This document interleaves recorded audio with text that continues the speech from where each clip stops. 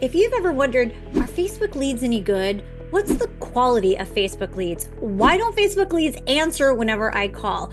Or you're interested in learning strategies about how to convert online leads into actual clients? This video is for you. If we haven't met yet, my name is Shauna. I'm the CEO and founder of Social Waves Media. I've been specializing in paid ads and social media lead generation since 2016. And in 2022 is when I started working closely with insurance agents through my course, Insurance Click to Close, and my membership, The Inner Circle. Now, I want to share, you can meet me in person because I'm going to be speaking at 3 upcoming insurance conferences. So you will hear me speaking at the Senior Market Sales Forum and the 7-Figure Medicare Summit coming up in June. And then I will also be the keynote speaker at the URL Insurance Group's Medicare Connections Conference in September. So make sure to comment below if I'm going to see you at any of those 3 events. So let's jump right into the conversation. What's the quality of Facebook leads? Are Facebook leads actually any good? To be honest with you, when I first entered the insurance space in 22, I had already managed millions of dollars worth of Facebook ad spend and worked with numerous different clients in lots of different industries. And I had never been asked the question before, are these leads any good? It was actually kind of surprising to me, the language that insurance agents use whenever they were talking about leads. Like, I had to back up and be like, are we talking about real humans here? Or are we talking about just like a product? And I guess if you're purchasing a lead, you are viewing that person kind of as like the product that you're getting. So you want that product obviously to perform well and to have good ROI on it. So I kind of understand now, but in the beginning, it kind of surprised me how binary agents would talk about leads, if they're good or if they're bad. I want you to take a moment and just think about your own behavior whenever it comes to if you're potentially interested in a product. So I'm going to use my own business as an example. I now am a course creator. I have a course, Insurance Click to Close, and I want you to buy it. If you're an insurance agent, I want you to purchase my course. But I also understand that if I just run a few ads, that I'm not instantly going to get people that are going to trust me enough in order to invest in my course. I myself have invested in many different courses to help propel my own career. And I've had some that were really good and awesome, and I've had others that sucked. I also understand, so I'm sure you've had the same experience. I'm sure you've invested in courses that have burned you and didn't deliver on what they actually said that they would. So I understand you should be suspicious of course creators that have something to sell to you. You should. The other thing is, I also understand that as a marketer, I have a little bit of an uphill battle because there are a lot of shady marketers out there, especially in your space. Let me just be honest, especially in your space. Some of the things that I have uncovered that are kind of standardized practices have really surprised me. And that's why I'm so passionate about putting the power back in your hands. But I get it. Like, you shouldn't trust marketers whenever you very first hear them speak. So I have a little bit of an uphill battle. So when I am trying to generate my own audience, you guys, insurance agents, I want to build that know, like, and trust factor with you. I want you to get a little taste of if you like my style or if you hate my style, because you need to know that before making the decision of using your hard-earned money and your trust into me. You, on the other hand, as an insurance agent, you have a little bit of an uphill battle as well.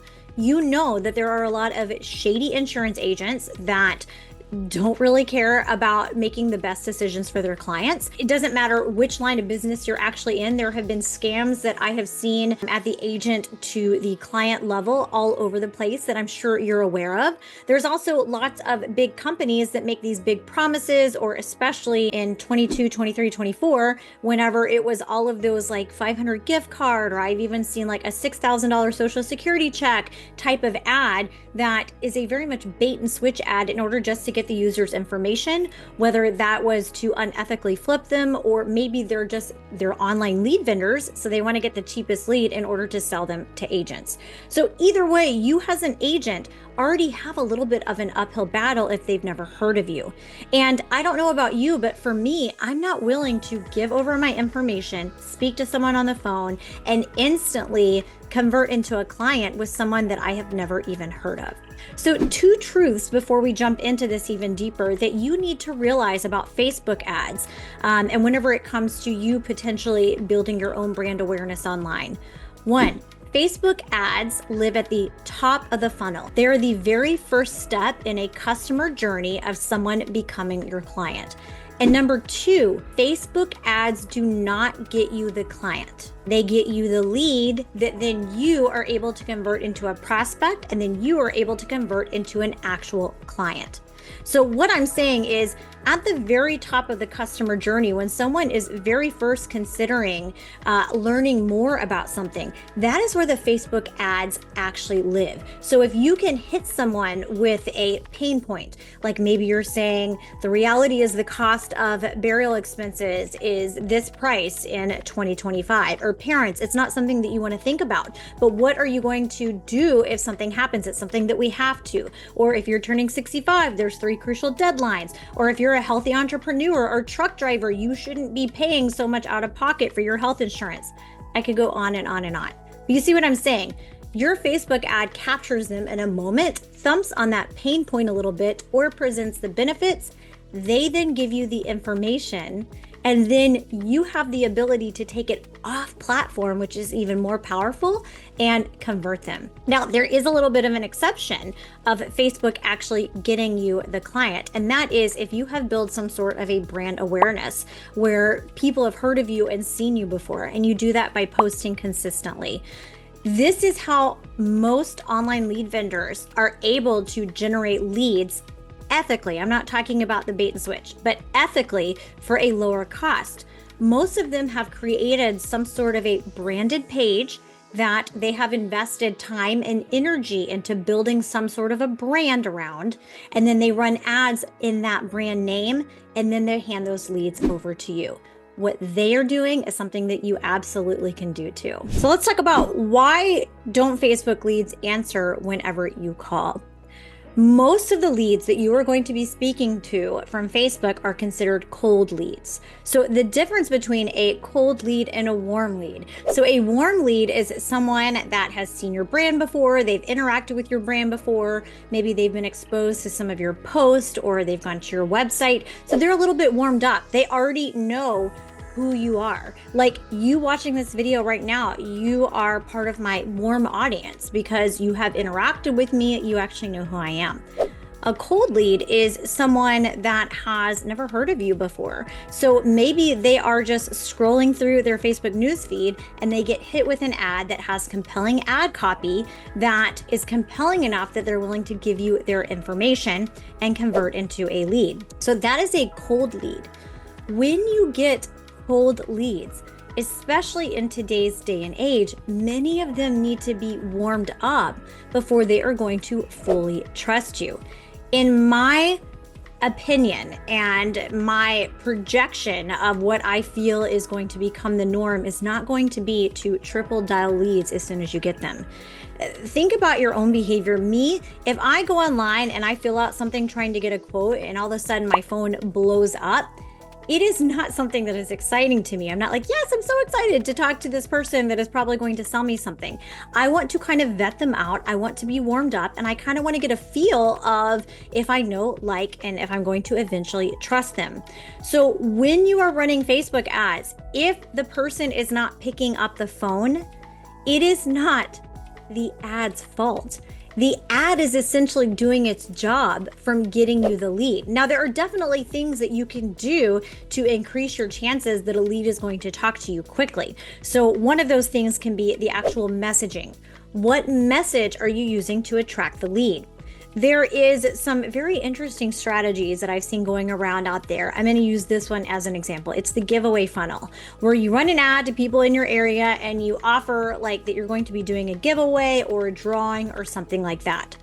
You are probably going to generate leads for pretty darn cheap. You're going to get a lot of contact information. What's probably going to happen is very few of those people are actually going to be interested in whatever line of business you are trying to sell them to.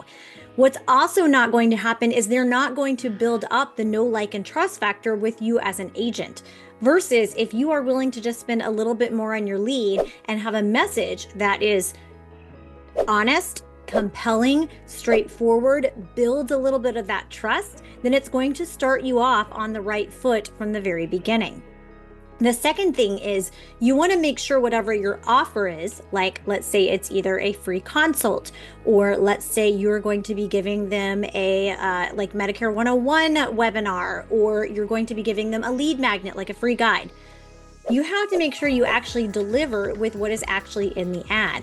I see so many agents run ads and they use the button that says get quote. And one of two things happen. One, they get quite a few leads, but then those leads won't talk to them because what they're really actually trying to do is get a free consult with that client. And when someone completes something for a free quote, they're expecting to see a quote at the very end. The other thing is if you have something like get quote and then it opens up and it's a scheduler or it's something that is saying, okay, the next step is to request your free consult, there's not synergy with the actual ad versus what the lead form or the landing page says versus what you're actually going to be delivering them. So you have to actually test what that initial offer is going to be. Obviously, OEP, AEP, there is a true like ticking time deadline that is happening. So pushing for a free consult makes the most sense then.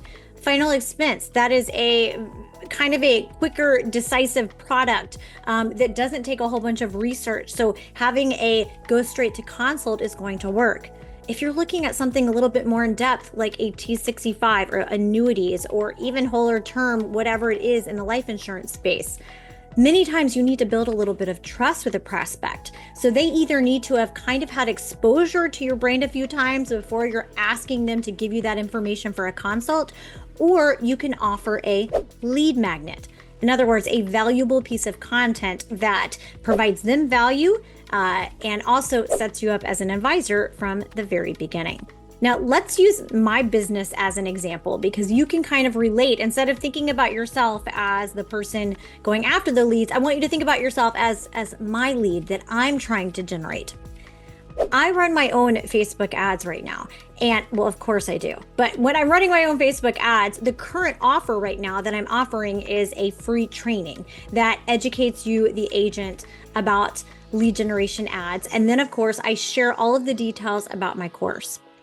I do not expect every single agent that raises their hand and is interested in my online training to automatically buy my course. In fact, I do not expect every single agent to attend my webinar. I don't even expect every single agent to open the first email that I send. I have an understanding that in that moment in time, I captured that agent's attention with my ad, and now I have their email address. I sent them the free training, but not all of them are going to be clicking on the training. And that's something that I completely understand. Whereas I find in the insurance space, many agents believe they completed the form, they automatically should answer the phone and want to talk to you. But that's not the behavior that you exhibit whenever you complete a Facebook ad. So really be thinking about what your customer journey is with your lead as a real person that's just like you, that just happened to click on an ad and has now entered your funnel. So what I do, and I recommend you to do, is if you get on my email list and you didn't convert. So let's say you get leads that raise their hand for T65 and now you're emailing them and they didn't get back to you. Or maybe it's just a general Medicare, you want to do a plan review and they raised their hand, completed the form, and now they're in your system. You've called them, you've texted them, you've emailed them, they're not responding. What should you do? You should put them on your email list. And if you're using a CRM, all you have to do is write one email and send it out to everyone that's on your list. So you should be committing to nurturing your list and warming those people up, especially as you move towards Q4. Then you can start getting in front of them with things like, it's time for your Medicare review.